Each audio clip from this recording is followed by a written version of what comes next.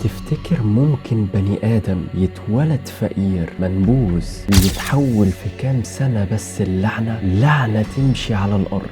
يذكروا التاريخ كواحد من أكتر البشر دموية في الكوكب. تفتكر ممكن راجل يلم قبائل مشتتة ويحطهم تحت راية واحدة ويمشي بيهم يدمر حضارات عمرها آلاف السنين وكمان يمحيها من على الخريطة؟ تفتكر ممكن واحد يتحول من عبد لإمبراطور؟ ده مش مجرد سؤال، دي قصة جنكيز خان. هات مخك وتعالى.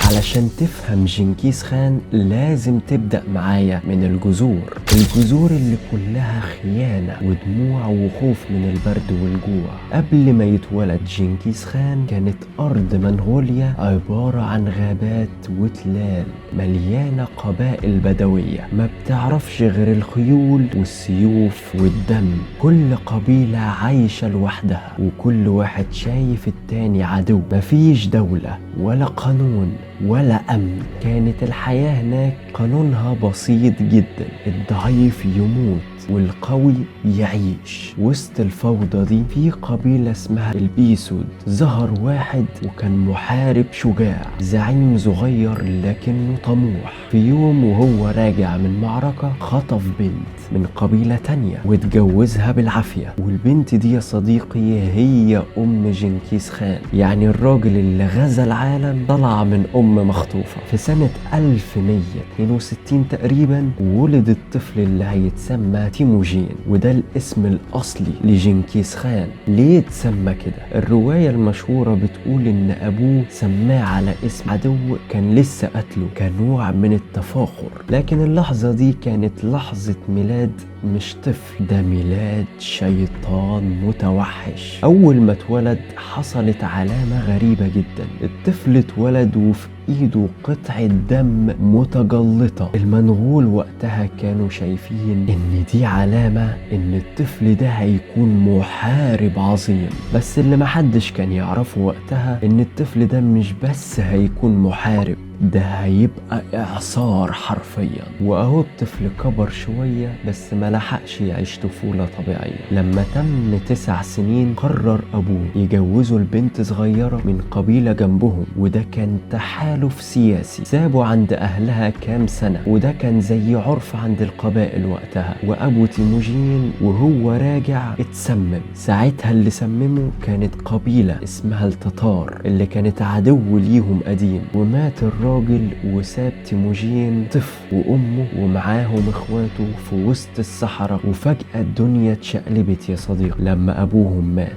القبيلة اللي كان أبوه زعيمها خانتهم ورفضوا يعتبروهم من أهل القبيلة، طردوهم وسابوهم في الجبال من غير أكل ولا حماية. هو ده كان عالم جنكيز خان في أول حياته. من أول ما فتح عينه وهو فاهم إن الحياة مش بتهزر. وفي وسط المعاناة دي بدأ الغل يشتعل جوه تيموجين. أخو تيموجين الكبير كان دايما بيحاول يسيطر على الأكل ويتعامل بديكتاتورية. وفي لحظة غليان تيموجين قتل أخوه بإيده وهو عنده 13 سنة. كبر تيموجين شوية وبدأ يأسس جماعات ويبني تحالفات وحاول يرجع مكانته. بس ساعتها اتخطف من قبيلة كانت جنبهم وحطوه في قفص خشب زي الحيوان، وكانوا بيذلوه كل يوم لحد ما جت لحظة الهروب. هرب بمساعدة حارس بسيط تعاطف معاه، ومن اللحظة دي قرر انه مش هيتحبس تاني، وقرر كمان اللي حبسه هيتحاسب.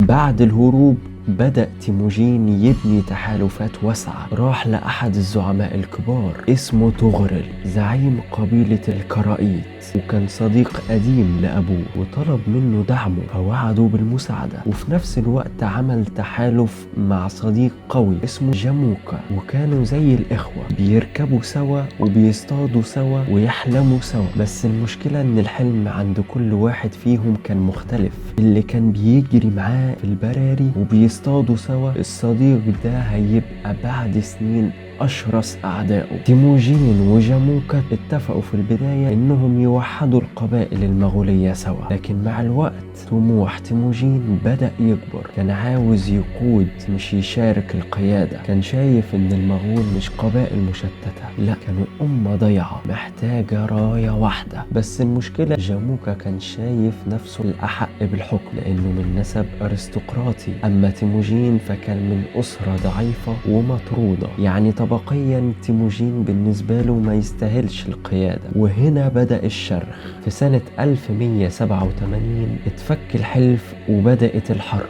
كل واحد منهم جمع أنصاره، وابتدت أول حرب أهلية مغولية بين تيموجين وجاموكا. تيموجين كان بيعتمد على البسطاء، العبيد والقبائل الصغيرة المهمشة، أما جاموكا فكان عنده القبائل الرفيعة. وفي البداية تيموجين خسر. جاموكا مسك مجموعة من رجال تيموجين وعمل فيهم مجزرة مرعبة، سلخ 70 قائد منهم وهم أحياء. تخيل واحد يشوف رجاله بيتم تعذيبهم بالشكل ده وهم كانوا حاطين املهم فيه. المنظر ده ساب علامة جوه قلب تيموجين، خلاه يقول انا مش هخسر تاني ابدا. بعد الهزيمة تيموجين اختفى شوية، لكنه ما اختفاش عشان يهرب، اختفى عشان يراجع نفسه. هنا ظهر جزء من عبقريته. ما كانش مجرد محارب، كان مفكر حرب. بدأ يبني جيش جديد، بس المرة دي بشكل مختلف. لغى نظام الطبقات في الجيش، أي راجل شجاع يترقى حتى لو كان عبد.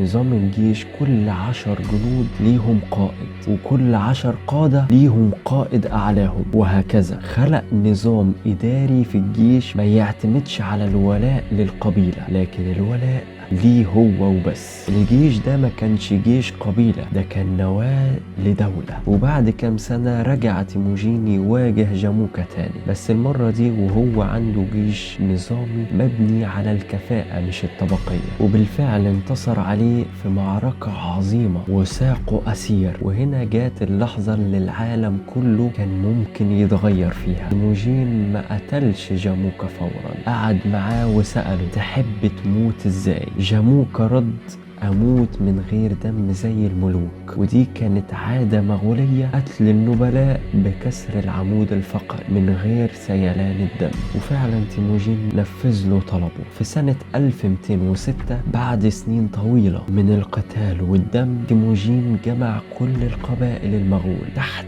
راية واحدة. وفي احتفال تاريخي على نهر أونون وقف تيموجين وتم تتويجه رسميا بلقب جنكيز خان، واللي معناها الحاكم العظيم أو السلطان الأعظم لكل الشعوب. من اللحظة دي اتولد الكابوس، ما عادش اسمه تيموجين الفقير، ده بقى جنكيز خان، راجل عنده حلم يحتل العالم بالسيف. جنكيز خان ما اكتفاش بالحكم، بدأ يبني دولة عظيمة. عمل دستور اسمه الياسا، وكان بيجمع بين القوانين العسكرية والعقوبات والتقاليد المغولية. وأول حاجة فكر فيها جنكيز خان هي الصين وقتها كانت مقسمة لعدة ممالك، وأقواهم كانت مملكة جين في الشمال. جنكيز خان بعت لهم سفارة فيها رسالة سلمية، لكنهم أهانوا السفراء وقتلوهم، ودي كانت غلطة عمرهم. جنكيز قال قتل السفير عندي هو إعلان حرب،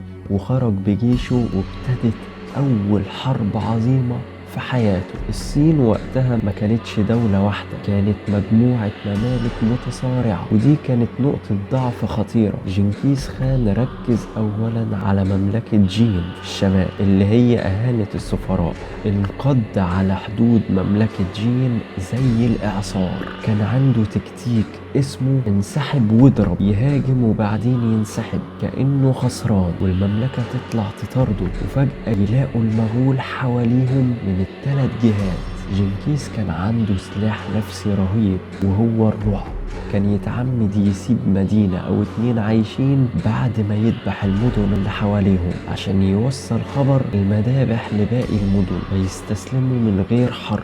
تخيل مدينة فيها 100,000 شخص يقتل منهم 90,000 ويسيب 10,000 يهربوا عشان يوصلوا الرسالة: اللي يقاوم يموت بالكامل. في سنة 1215 العاصمة الصينية اللي اسمها حاليا بكين اتضربت بأعنف حصار مغولي. الجيش المغولي كان بيحاصر ويقطع المؤن ويعمل أنفاق، ولما يلاقي مقاومة جديدة كان يجيب أسرى من المدن ويخليهم دروع بشرية، يعني يجبر الناس يقفوا قدام الحصون عشان المدافعين مش هيقدروا يضربوا من غير ما يقتلوا أهلهم. وفي الآخر المدينة سقطت والمغول عملوا فيها مجازر حرفيا. بعض الروايات بتقول إنهم قتلوا فيها 800,000 إنسان. في سنة 1218 حصل موقف بسيط جدا لكنه فتح أبواب جهنم. جنكيز خان بعت قافلة تجارية للدولة الخوارزمية اللي كانت بتمتد من إيران لحد أوزبكستان. القافلة دخلت مدينة اسمها أوترار، فقام حاكم المدينة قتلهم واتهمهم بالتجسس، وهم فعلا كانوا بيتجسسوا وبيعملوا شبه نظام لتأسيس فوضى، وكمان كانوا بيقتلوا اللي يقف قصادهم. فطبعا حاكم المدينة ساعتها مسكهم وقتلهم. فجنكيز خان بعت وفد دبلوماسي وبيقول: هات الحاكم عشان أحقق معاه. ساعتها السلطان محمد قتل السفير لأنه كان جريء جدا وتعدى حدوده وكان بيتكلم بشكل غير لائق. ومن هنا بدأت الحرب الكبرى. في سنة 1219 جهز جنكيز خان جيش يتراوح بين 150 ل 200,000 مقاتل، وقرر يغزو الدولة الخوارزمية. وكان ده بداية أكبر كارثة حصلت للعالم الإسلامي قبل سقوط بغداد. بدأ يضرب من الشرق، وكل مدينة تدخل تحت رجله كان بيطبق فيها عقيدة النار: اللي يقاوم يقتل بالكامل واللي يستسلم يتذل وبعدين يحرقوه. المغول حرفيا كانوا بيذبحوا ويقتلوا كل المسلمين إلا أعداد بسيطة جدا عشان يهربوا ويحكوا عنهم ويسيبوا أثر الرعب للمدن التانية. ومن مدينة للتانية سقطت معظم المدن في الدولة دي، وكل مدينة فيها كانت بتتحول لمقبرة جماعية. في مدينة منهم بيحكوا إن عدد القتلى وصل ل700,000 حسب بعض الروايات، لدرجة إن المغول كانوا يوقفوا كل 10 من الأسرى ويدوا لكل جندي سيف ويقولوا له: اقتل واحد. يعني الموضوع كان تدريب عملي على الذبح. وفي مدينة تانية قالوا إنهم هدوا المدينة بالكامل وحطوا أكوام جماجم على شكل هرم. يعني الرعب ما كانش تكنيك مؤقت، ده كان أسلوب حياة. السلطان ساعتها لما شاف اللي حصل هرب من ساحة المعركة، هرب من مدينة لمدينة، وكل ما يوصل لمكان الناس يرفضوا يستضيفوه عشان خايفين من انتقام المغول، لحد ما مات وحيد ذليل في جزيرة وسط بحر قزوين. بعد ما كان سلطان واحدة من أقوى دول المسلمين بقى حرفيا واحد ذليل ومات. وبعدين أخذ العرش ابنه جلال الدين. فضل ابنه جلال الدين يقاوم شوية وفعلا كسب معركة ضد المغول، لكنهم رجعوا انتقموا منه ودمروا كل حاجة حواليه بعد كده. في وسط المعارك دي جنكيز خان كان بيكبر في السن وبدأ يحس ان الرحلة قربت تخلص. في سنة 1227 اتصاب إصابة محدش يعرف طبيعتها بالظبط. بعض المصادر قالت وقع من فوق حصان، والبعض قالوا تسمم، لكنه مات ومكان دفنه لحد النهاردة محدش يعرفه. دفنوه بسرية تامة وقتلوا كل اللي حضروا الدفن علشان ما يتعرفش المكان. قبل ما يموت جنكيز خان عمل حاجة عبقرية، ما سابش الدنيا فوضى، قسم الإمبراطورية على أولاده الأربعة. جوشي وده أخد جزء من الغرب قريب من روسيا وتكون منه لاحقا القبيلة الذهبية. تشاجاتاي أخد أراضي في وسط آسيا. وقتاي وده اللي جنكيز عينه الخان الأكبر بعد موته. تولوي أصغرهم أخد منغوليا والمناطق الأقرب. ودي كانت أول مرة في التاريخ نشوف تقسيم نظام الإمبراطورية بالطول ده، ومع ذلك فضلت موحدة وتتحرك ككيان واحد. وقطاي الخان اللي دخل أوروبا وخلاها تترعش، وقطاي ابن جنكيز خان مسك بعده وكان راجل إداري بامتياز، أسس عاصمة عظيمة جدا ونظم البريد وأنشأ جهاز تجسس وخلى كل حاجة تشتغل زي الساعة. لكن الأهم فتح الباب للزحف غربا ناحية أوروبا في سنة 1235. وقطاي أمر بحملة مغولية تجتاح أوروبا بقيادة ابن أخوه باتو خان. باتو خان كان قائد القبيلة الذهبية واتحرك بجيش مغولي رهيب، دخل روسيا وسحقها بالكامل. وحابب أقول لك معلومة إن الجيش الإمبراطورية الروسية ما اتهزمش أبدا بسبب قوته وعوامل المناخ، لكن رغم كده المغول اكتسحوا الإمبراطورية الروسية. باتو خان دمر كييف سنة 1240 وكان المشهد مروع لدرجة إن المدينة اختفت من الخريطة لسنين. وبعدين كمل على بولندا والمجر وألمانيا. انت مستوعب ان المغول وصلوا لحد ألمانيا؟ وفي سنة 1241 المغول كسبوا معركة موهي ضد الجيش المجر بشكل ساحق. كانت أوروبا بتترعش حرفيا، بس فجأة الحملة وقفت، والسبب يا صديقي كان صدمة. الخان الأعظم أوقطاي مات، وطبقا للتقاليد المغولية كل أمراء المغول لازم يرجعوا لانتخاب خان جديد. يعني لولا موت الخان ده كان زمان أوروبا كلها تم احتلالها من المغول. فالمهم باتو خان رجع، وبعد أوقطاي مسك تولي خان، وبعدين مسك منكو خان. وهنا ندخل على أخطر نقطة في التاريخ الإسلامي، هولاكو أبو المجازر. هولاكو كان حفيد جنكيز خان، لكنه طالع أكتر وحشية ودموية. هولاكو ده يا صديقي كان كارثة حرفيا. بعت جيش ضخم عشان يكمل السيطرة ويتجه ناحية العالم الإسلامي. دمر قلاع الحشاشين في إيران ودخل فارس، وابتدى يحاصر الهدف الكبير بغداد عاصمة الخلافة العباسية سنة 1258. هولاكو حاصر بغداد، واللي كان بيحكمها وقتها المعتصم بالله الخليفة العباسي. الخليفة كان متردد خايف ومش مستعد، وبدل ما يجهز جيشه بعت لهولاكو رسالة فيها تهديدات. وهولاكو كان بيرد بجملة واحدة: إن كنتم في السماوات أنزلناكم، وإن كنتم في الأرض دككناكم. ولما دخل بغداد حصل اللي ما يتوصفش. المغول ذبحوا حرفيا كل اللي بيتحرك هناك. القتلى وصلوا ل1,000,000. المكتبات اتحرقت، وحرفيا الأنهار كانت لونها أحمر من الدماء. ساعتها يا صديقي كان كله بيموت، سواء مسلم أو مسيحي، كان كله في وقتها بيتذبح، ولو ما اتذبحتش هتتحرق.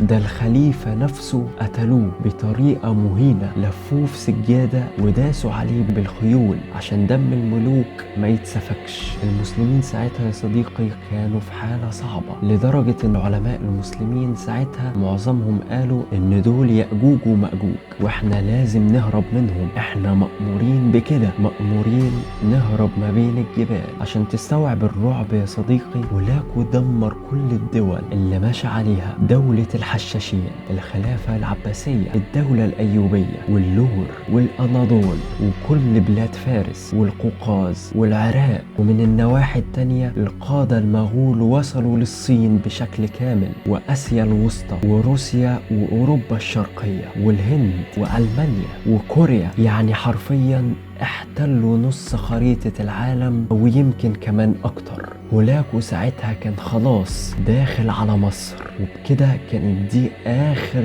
دولة إسلامية في الوقت ده. لكن سبحان الله ربك حافظ الإسلام دايما. هولاكو كان هيدخل على مصر بجيش حرفيا هيمسح مصر من على الخريطة. وبعدين وصل خبر لهولاكو إن الخان الأعظم مات اللي هو منكو خان. وفقا للتقاليد المغولية لازم كبار القادة يعملوا اجتماع، وبسبب كده رجع هولاكو مع معظم جيشه وساب شوية محاربين، وطبعا سيف الدين قطز هزمهم بسهولة لان كان هولاكو ساعتها والجيش الكبير رجع للدولة المغولية. في نقطة تحول مدهشة حصلت، جه حفيد هولاكو خان اللي هو بركة خان، وكان حاكم القبيلة الذهبية في روسيا.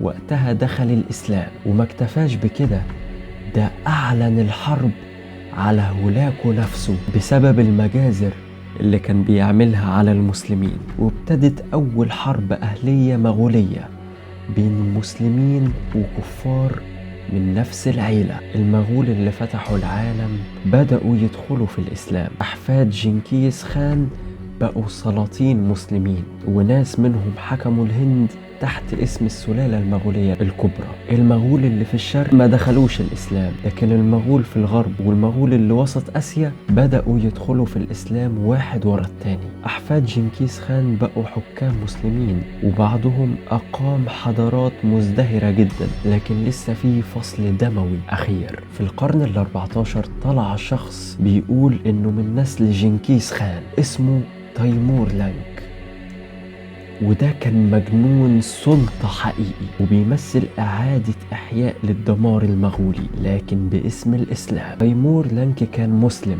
بس سلوكه أسوأ من هولاكو. تيمور كان ساعات يقول أنا سني وساعات يقول أنا شيعي، هو حرفيا كان ماشي حسب مصلحته. لو مصلحته بتقول إنه يهودي هيقول أنا يهودي. تيمور غزا فارس والعراق والشام والأناضول والهند، وكل ما يخش مكان كان حرفيا بيحوله لبحر من الدماء. ولما دخل دلهي دمرها وخلى جثث البشر في الشوارع 3 أيام. وفي بغداد اتقال انه بنى من جماجم الناس منارة من 90,000 جمجمة بشرية. تيمور لانك عمل مجازر كتير باسم الجهاد، بس الحقيقة كانت سلطة وجنون. انت بتجاهد مسلمين اصلا. عاوز اقولك واوصلك ان تيمور دمر دول كتير جدا، افغانستان وايران والعراق واسيا الوسطى كلها، وبعض المناطق في روسيا والهند وبلاد الشام والأناضول. انت مستوعب ده تقريبا احتل العالم كله، هزم المسيحيين والمسلمين. لكن بعد موت تيمور لانك الامبراطورية بتاعته اتفككت بسرعة، وفي خلال القرن ال15 المغول بدأوا يتفككوا فعليا، لان القبيلة الذهبية كانت دايما بتجاهد ضد الظلم، والمغول نفسهم كانوا بيتعاركوا على الحكم لحد ما تم تفكيك المغول بشكل ضخم. لكن للأسف القبيلة الذهبية كانت خلاص بتطلع في الروح من كتر الحروب. عز ما المغول بيضربوا بعض وبيتعاركوا على السلطة، الصين استغلت الفرصة وأطاحت بالمغول وسحبتهم بره، والمغول في الهند ضعفوا.